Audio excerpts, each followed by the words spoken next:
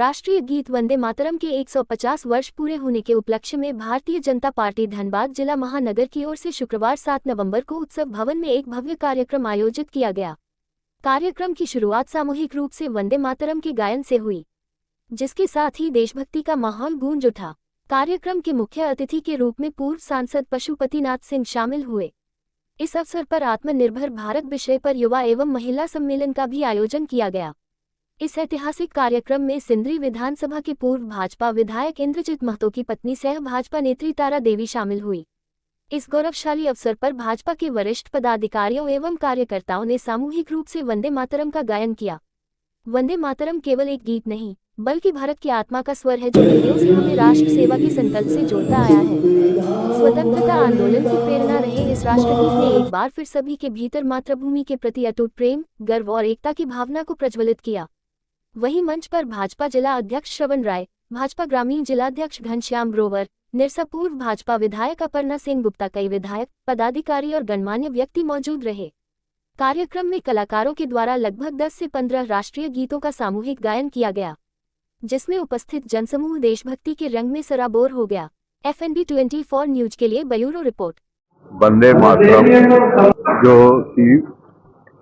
बंकिम चंद्र चट्टोपाध्याय जी के द्वारा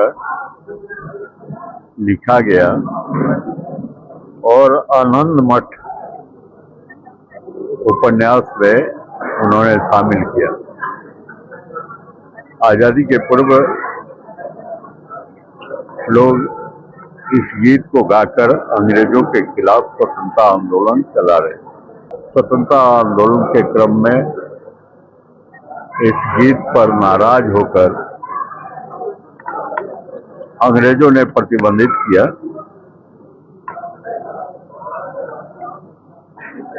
लेकिन देश का लोगों का करोड़ों लोग,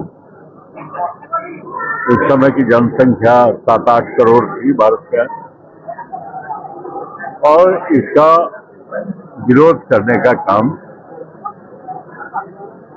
अंग्रेजों को बाध्य होकर फिर इस गीत को गाने देने के लिए मजबूर होना। आजादी मिली। आजादी मिलने के बाद इस देश के राष्ट्रपति और संविधान सभा के अध्यक्ष रहे डॉक्टर राजेंद्र प्रसाद जी ने वंदे मातरम गीत को राष्ट्रीय गीत के रूप में स्वीकृति दिया। आजादी के पूर्व तो अंग्रेज को हटाने के लिए, लेकिन आजादी के बाद भी इस गीत का विरोध देश के एक वर्ग कर रहे हैं। कई लोगों ने तो आह्वान किया, कांग्रेस की सरकार तेलंगाना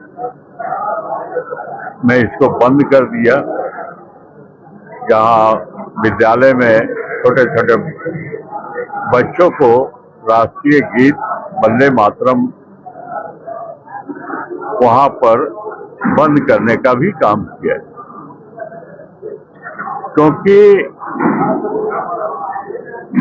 एक वर्ग का विरोध है कि इसमें